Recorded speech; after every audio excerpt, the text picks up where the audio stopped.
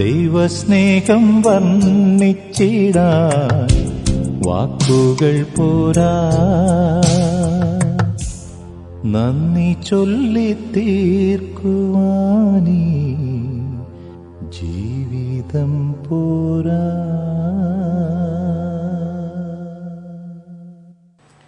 ഈ വേദനയ്ക്ക് മാത്രം വലിയ സന്തോഷം ഉണ്ടോയെന്നും എനിക്കറിയില്ല. എനിക്കൊന്നുമില്ല കേട്ടോ. ഈ വേദനിക്കപ്പെടുന്നു അങ്ങനെ വലിയ സന്തോഷമൊന്നുമില്ല. ഈ പട്ടിണി കിടക്കുമ്പോൾ എന്തെങ്കിലും സന്തോഷമുണ്ട്. എനിക്ക് പട്ടിണി കിടക്കുന്നത് അത്ര സുഖമാണെന്നൊന്നും എനിക്ക് തോന്നുന്നൊന്നുമില്ല. എനിക്കില്ല. വിശക്കുമ്പോൾ നമുക്ക് എന്തെങ്കിലും ഭക്ഷണം കഴിക്കണമെന്നുള്ള ആഗ്രഹമല്ല, അത് വേറെ ഒന്നുമില്ല. അസുഖം വരുമ്പോഴൊക്കെ അങ്ങനെ തന്നെ. അല്ല എന്തോന്ന് നമ്മൾ ഞാൻ ജെന്യുവിനായിട്ട് പറയുകയാണ്, എനിക്കിതൊക്കെ പ്രയാസമുള്ളത്. ചിലപ്പോൾ ആളുകൾ ചോദിക്കും, അച്ഛാ നീ ആഫ്രിക്കയിലെ ലൈഫൊക്കെ എൻജോയ് ചെയ്യുന്നുണ്ടോയെന്ന്. സത്യം പറഞ്ഞാൽ ഞാൻ എൻജോയ് ചെയ്യുന്നൊന്നുമില്ല. ഈ നാറുന്ന കക്കൂസും ഈച്ച ആട്ടുന്ന ഭക്ഷണമൊക്കെ ആർക്കും ഇത്ര എൻജോയ് ചെയ്യാൻ പറ്റുന്നത്? പിന്നെ എൻജോയ് ചെയ്യുന്നുണ്ടോ ഇല്ലയോ എന്നുള്ള ചോദ്യമൊന്നും ഉദിക്കുന്നില്ല. എന്തുകൊണ്ടാണ്? I have command. ഒരു മിഷണറി ചോദിച്ചപ്പോൾ അദ്ദേഹം പറഞ്ഞാണ്, ഇല്ല ഞാനൊരു സോൾജിയറാണ്, എന്നോട് പറയുന്ന കാര്യങ്ങൾ ഞാൻ ചെയ്യുന്നു. എൻ്റെ എൻജോയ്മെൻറ്റ് അതിനകത്തല്ല, എൻ്റെ എൻജോയ്മെൻറ്റ് അവരുടെ ഭക്ഷണത്തിലല്ല, പക്ഷെ എൻ്റെ എൻജോയ്മെൻറ്റ് എൻ്റെ ഒബീഡിയൻസിലാണ്. എൻ്റെ യജമാനനെ അനുസരിക്കാൻ എനിക്ക് കഴിയുന്നു എന്നുള്ളതിനകത്താണ് എൻ്റെ സന്തോഷം മുഴുവൻ. അല്ല, അതിനകത്ത് എനിക്ക് എൻജോയ്മെൻ്റ് ഉണ്ട്. അതിനകത്ത് ഭയങ്കര ചൂട് വരുമ്പോൾ, ഭയങ്കര തണുപ്പ് വരുമ്പോൾ, ഈ കഴിഞ്ഞിടെ എനിക്ക് ഒത്തിരി ബോഡിയിൽ ഒത്തിരി പ്രോബ്ലംസ് ഉണ്ട്. അപ്പോൾ അതുകൊണ്ട് തന്നെ എനിക്ക് നന്നായിട്ട് സഫർ ചെയ്യുന്നുണ്ട്. പല സമയത്തും അസുഖങ്ങളുടെ കാര്യങ്ങളിലൊക്കെ ആണെങ്കിൽ സഫർ ചെയ്യുന്നുണ്ട്. സഫർ ചെയ്യുമ്പോഴത്തേക്ക് ഞാനങ്ങ് സഫർ ചെയ്തെന്ന് പറഞ്ഞാൽ അങ്ങനെ വലിയ എൻജോയ്മെൻ്റ് ഒന്നുമില്ല. എന്തോന്ന് എൻജോയ്മെൻറ്റ്? പക്ഷേ എന്തേ ഉള്ളൂ, അവിടെയും ദൈവം കർത്താവ് പറയുന്നതനുസരിച്ച് എനിക്ക് അനുസരണത്തിൻ്റെ ആ എൻജോയ്മെൻറ്റേ ഉള്ളൂ. പിന്നെ ഇതൊന്നും വലിയ ആനക്കാര്യം ഒന്നും അല്ലതാണ്. എനിക്ക് ഈ മിഷണറിമാരൊക്കെ വലിയ കഷ്ടതയും പ്രയാസവും ഒക്കെ പറയുന്ന കേൾക്കുമ്പം എനിക്ക് വാസം പറഞ്ഞാൽ പുച്ഛമാണ് തോന്നുന്നത്. എടാ, ഇവിടുത്തെ സോൾജിയേഴ്സോ അവിടെ തണുത്ത് വിറച്ച് എന്നൊക്കെ പറയുമ്പോൾ ഇവന്മാർ ഈ നമ്മളുടെ സോൾജിയേഴ്സൊക്കെ ഈ -35 കിടക്കുന്നത് അവരെന്തോ എൻജോയ് ചെയ്യുകയാണോ? ഒന്നുമല്ല. അവർ രാഷ്ട്രത്തിന് വേണ്ടി അത് ചെയ്യാൻ തയ്യാറാണെങ്കിൽ ഞാൻ യേശുവിന് വേണ്ടി ചെയ്യുന്നതിനകത്ത് എന്തോന്ന് ഇത്ര വലിയ അഭിമാനിച്ച് പറയാനൊക്കെ? ഒന്നുമില്ല.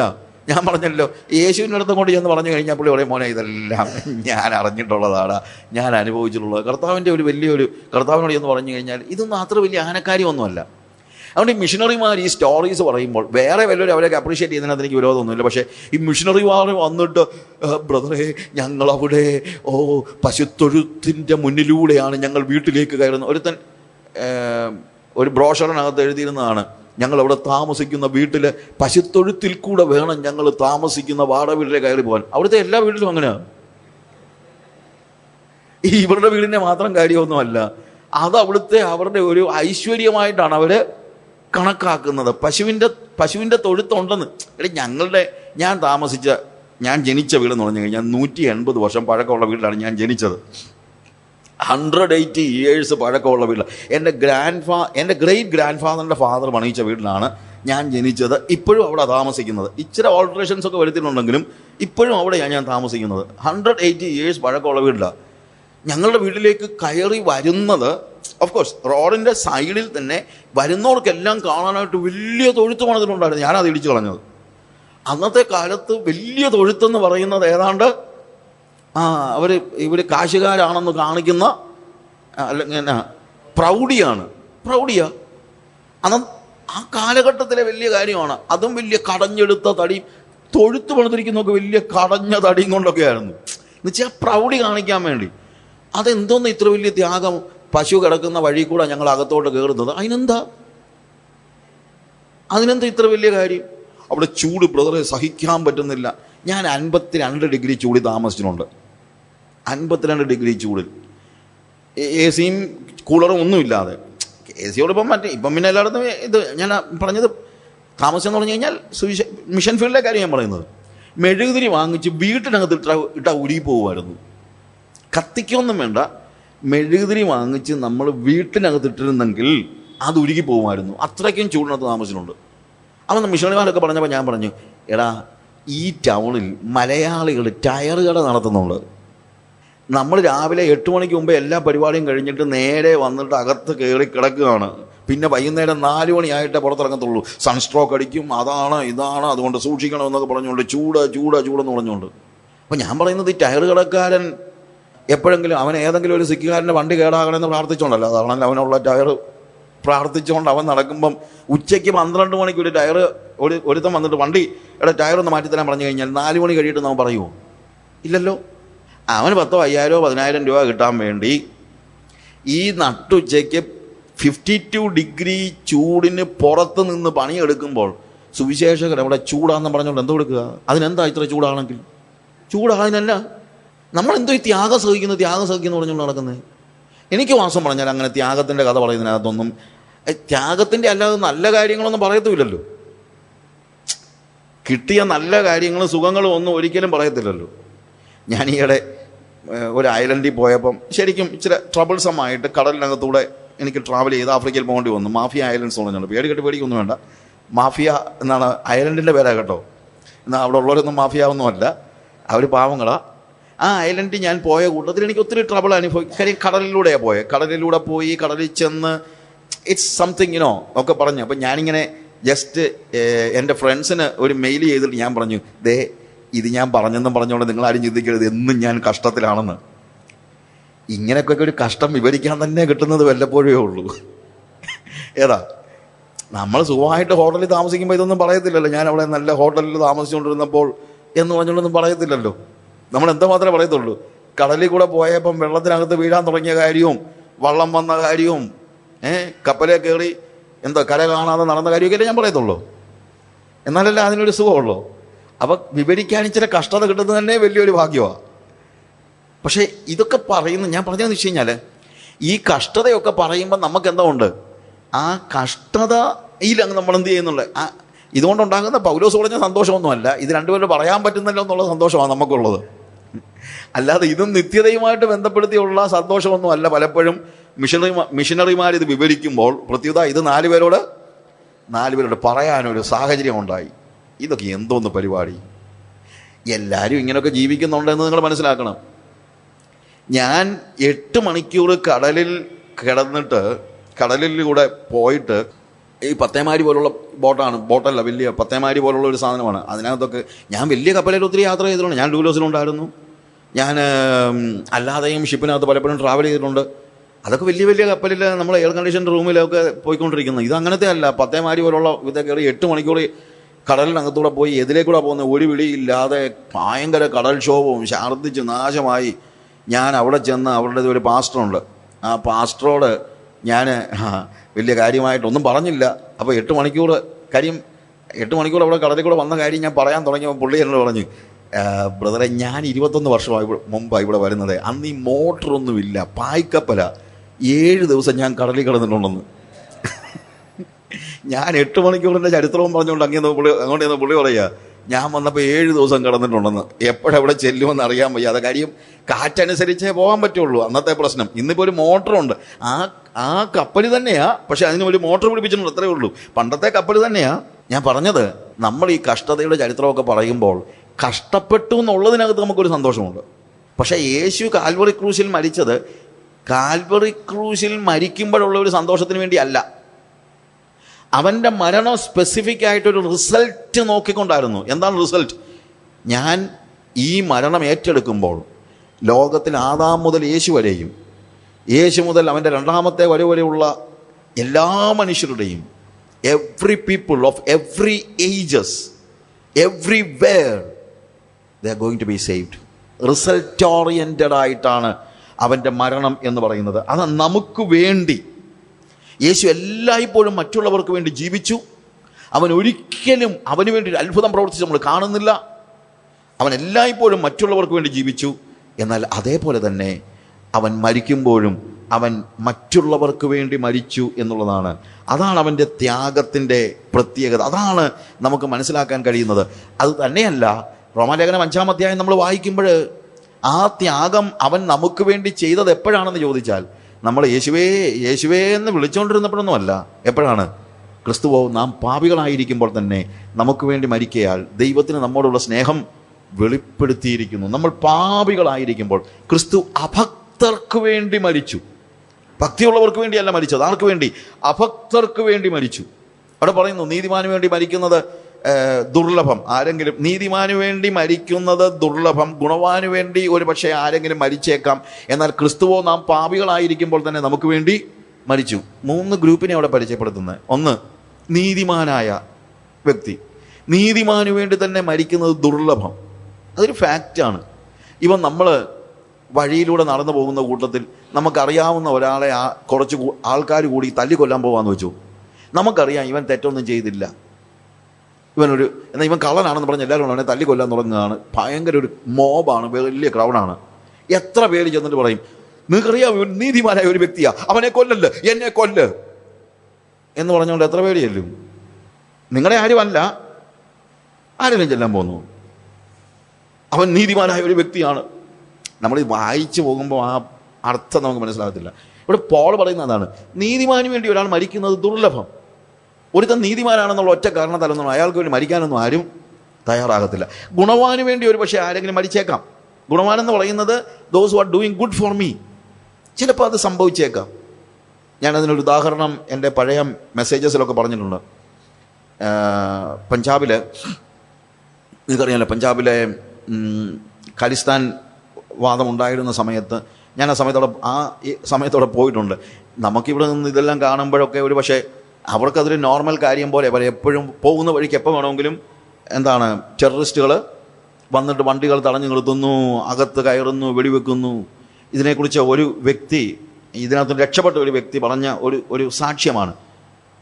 അയാൾ വണ്ടിയെ നിൽക്കുകയായിരുന്നു. പെട്ടെന്ന് വണ്ടി തടഞ്ഞു നിർത്തിയിട്ട് ഈ ടെററിസ്റ്റുകൾ കയറി മെഷീൻ കണ്ടുവച്ച് പിന്നെ ഷൂട്ടിംഗ് മാത്രം, ശബ്ദം മാത്രമേ കേട്ടുള്ളൂ, വേറെ ഒന്നും കേൾക്കാനില്ല. ഇദ്ദേഹം പറഞ്ഞത്, ആരോ എന്നെ പിടിച്ച് തള്ളി താഴെ ഇട്ടു, എന്നിട്ട് എൻ്റെ മുകളിൽ അയാൾ വീണ് കിടക്കുകയാണ്. ഞാൻ ശബ്ദം മാത്രമേ കേൾക്കുന്നുള്ളൂ, എന്താ നടക്കുന്നത് എനിക്കൊന്നും മനസ്സിലായില്ല, ഞാൻ താഴെ കിടക്കുകയാണ്. കുറച്ച് കഴിഞ്ഞപ്പോൾ, അരമണിക്കൂർ കഴിഞ്ഞപ്പോൾ വെടിയൊച്ചയെല്ലാം തീർന്നു, എല്ലാവരും മടങ്ങിപ്പോയി. ഞാൻ എൻ്റെ മുകളിൽ കിടക്കുന്ന ആളെ തള്ളി മാറ്റി. അയാൾ മരിച്ചു കിടക്കുക, ആ മുകളിൽ കിടക്കുന്ന ആൾ. അതായത് ഇയാൾ മുകളിൽ കിടന്നതുകൊണ്ടാണ് അവൻ രക്ഷപ്പെടുന്നത്. ഇവൻ മരിച്ചില്ല എന്നുള്ളത് ആർക്കും മനസ്സിലായില്ല. മാറ്റി നോക്കിയപ്പോൾ എൻ്റെ കൂടെ നിന്ന് എൻ്റെ ഭാര്യയായിരുന്നു. ഇവൻ രക്ഷപ്പെടാൻ വേണ്ടി ഭാര്യ എന്ത് ചെയ്തു? ഇവനെ കവർ ചെയ്ത് അവൾ മരണം ഏറ്റെടുത്തു. പക്ഷെ ആർക്ക് വേണ്ടിയാണ്? ഉപകാരിയായ ഭർത്താവിന് വേണ്ടിയാണ് ഇത് ചെയ്യുന്നത്. അത് തന്നെ ഒരു പക്ഷേ അങ്ങനെ ഉണ്ടാകണം നിർബന്ധമൊന്നുമില്ല, ഇല്ലേ? മാക്സിമം നമുക്ക് പ്രതീക്ഷിക്കാവുന്നത് എന്താണ്? പോൾ പറയുന്നതാണ്, നീതിമാന് വേണ്ടിയൊക്കെ ഒരുത്തൻ പോയി ചാകുന്നതൊക്കെ ദുർലഭം. ഗുണവാന് വേണ്ടി ഒരാൾ പക്ഷേ മരിച്ചേക്കാം. പക്ഷേ ക്രിസ്തു അങ്ങനെയല്ല.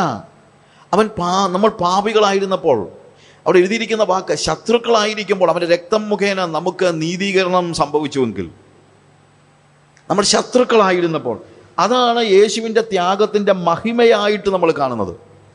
യേശു ക്രിസ്തുവിൻ്റെ ക്രൂശ് മരണം മഹിമയാകുന്നതിൻ്റെ കാരണം അതാണ്. ഒരു കാര്യം നമ്മൾ ഓർക്കണം, ആർക്ക് വേണ്ടിയാണ് യേശു ക്രൂശിക്കപ്പെടുന്നതെന്ന് ചോദിച്ചാൽ, അവനെ ക്രൂശിക്കുന്നവർക്ക് വേണ്ടിയാണ് അവൻ ക്രൂശിക്കപ്പെട്ടത്. ആർക്ക് വേണ്ടിയാണ് ക്രൂശിക്കപ്പെടുന്നത്? അവനെ ക്രൂശിക്കുന്നവർക്ക് വേണ്ടിയാണ് അവൻ ക്രൂശിക്കപ്പെടുന്നത്. അവനെ നിന്ദിക്കുന്നവർക്ക് വേണ്ടിയാണ് അവൻ പ്രാർത്ഥിക്കുന്നത്. അല്ലാതെ നമ്മളൊക്കെ പ്രാർത്ഥിക്കുന്ന ആർക്ക് വേണ്ടിയാ? നമ്മുടെ ഭാര്യയ്ക്ക് വേണ്ടി, മക്കൾക്ക് വേണ്ടി, ഭർത്താവിന് വേണ്ടി, പിന്നെ സഭയിലെ നമുക്കിഷ്ടമുള്ളവർക്ക് വേണ്ടി, അല്ലാതെ സഭയിലുള്ള എല്ലാവർക്കും വേണ്ടിയല്ല. നമ്മുടെ ലിസ്റ്റിൽ കുറച്ച് പേരുണ്ടല്ലോ, അവർക്ക് വേണ്ടി നമ്മൾ പ്രാർത്ഥിക്കും, ഇല്ലേ? പക്ഷേ യേശു ആർക്ക് വേണ്ടിയാണ് പ്രാർത്ഥിച്ചത്? അവനെ നിന്ദിക്കുന്നവർക്ക് വേണ്ടി, അവനെ ക്രൂശിക്കുന്നവർക്ക് വേണ്ടി അവൻ ക്രൂശിക്കപ്പെട്ടു. അവനെ നിന്ദിക്കുന്നവർക്ക് വേണ്ടി അവൻ പ്രാർത്ഥിച്ചു. അവൻ അപമാനം അലക്ഷ്യമാക്കി, പരിഹാസം അവൻ ഏറ്റെടുത്തില്ല. അവൻ്റെ മുമ്പിൽ നിൽക്കുന്ന പടയാളികൾ അവനെ പരിഹസിക്കുകയാണ്. അവൻ്റെ മുഖത്ത് ഇടിച്ചിട്ട്, കണ്ണു കെട്ടിട്ട് അവൻ്റെ മുഖത്ത് ഇടിച്ചിട്ട്, നിന്നെ ഇടിച്ചത് ആരെന്ന് നീ പ്രവചിക്കാന്ന് പറയുന്നു. അവൻ്റെ മുഖത്ത് നിന്ന് രോമം വലിച്ചെടുത്തു. അവൻ്റെ തലയിൽ മുൾക്കിരീടം വെച്ച് ആഞ്ഞടിച്ചു. അവൻ്റെ കൈകളിൽ ആണിയടിച്ചു. അവൻ്റെ കാലുകളിൽ ആണിയടിച്ചു. അവനെ ക്രൂശിച്ചു. അവനെന്താ പറയുന്നത്? അവനിതൊന്നും ശ്രദ്ധിക്കുന്നില്ല. അവൻ പറയുന്നത്, പിതാവേ, ഇവർ ചെയ്യുന്നത് എന്തെന്നറിയായികയാൽ ഇവരോട് ക്ഷമിക്കണമേ.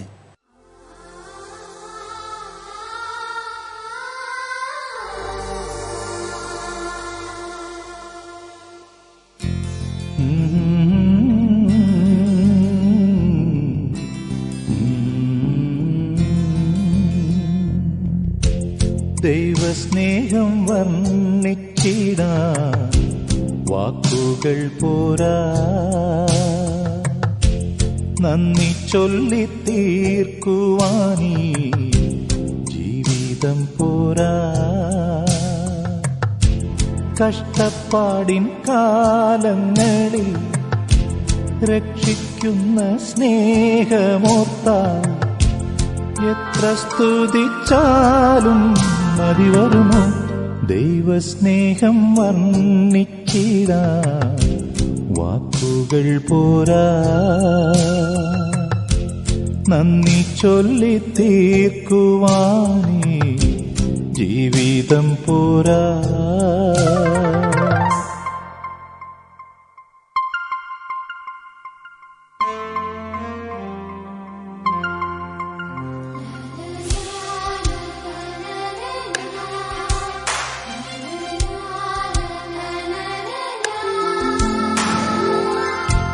സ്വന്തമായൊന്നുമില്ല, സർവ്വതും നിന്ദാനം. സ്വസ്ഥമായുറങ്ങിടാം സമ്പത്തിൽ മയങ്ങാതെ, മണ്ണിൽ സൗഭാഗ്യം നേടാനായാലും ആത്മം നഷ്ടമായാൽ ഫലമെവിടെ? ദൈവസ്നേഹം വർണ്ണിച്ചിടാൻ വാക്കുകൾ പോരാ, നന്ദി ചൊല്ലി തീർക്കുവാനീ ജീവിതം പോരാ. കഷ്ടപ്പാടിൻ കാലങ്ങളിൽ രക്ഷിക്കുന്ന സ്നേഹമോർത്താൽ എത്ര സ്തുതിച്ചാലും മതി വരുമോ? ദൈവസ്നേഹം വർണ്ണിച്ചിടാൻ വാക്കുകൾ പോരാ, നന്ദി ചൊല്ലി തീർക്കുവാനീ ജീവിതം പോരാ.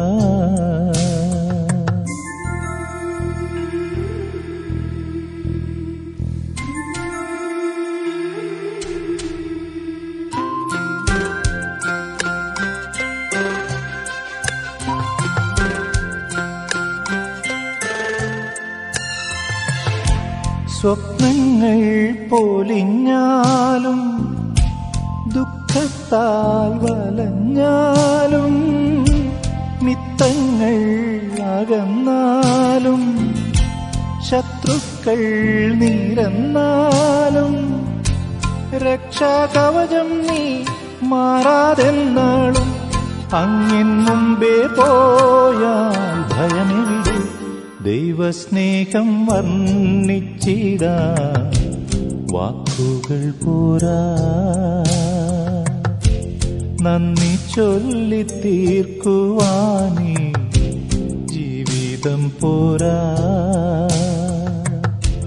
കഷ്ടപ്പാടിൻ കാലങ്ങളിൽ രക്ഷിക്കുന്ന സ്നേഹമോർത്താൽ എത്ര സ്തുതിച്ചാലും മതി വരുമോ?